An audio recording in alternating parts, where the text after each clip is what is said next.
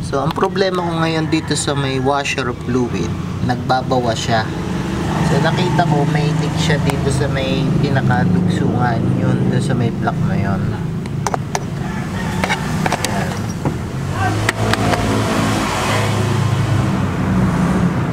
Ito.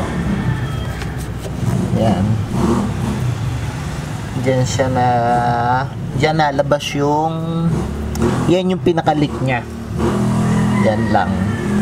So, ang pinakamagandang paraan para makontrol yon ay bumili ako nito sa Lazada.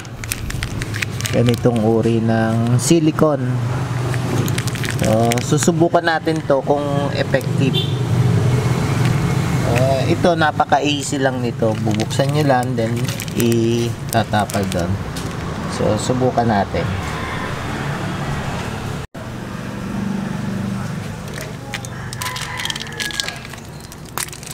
Ito na itsura nito eh.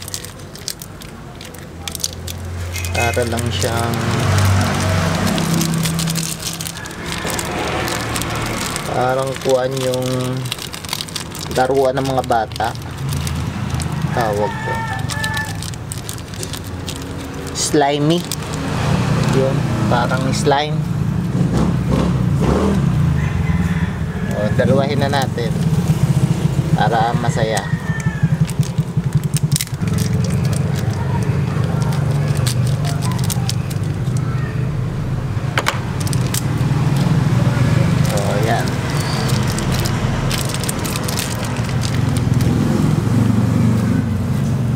Para siya talaga yung slime, pero pangkuha siya, silicone sa mga ganito.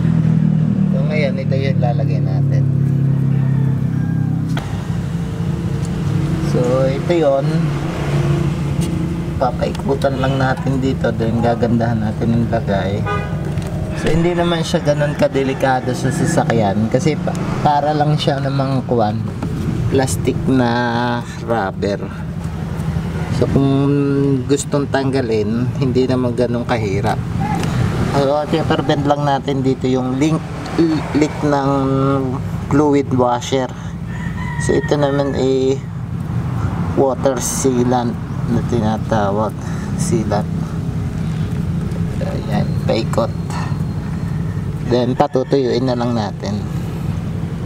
So balikan natin kung ano magiging itsura niyan, kung effective, kung mawawala na yung leak. So sa may mga problema sa washer fluid, kung effective to, tingnan natin.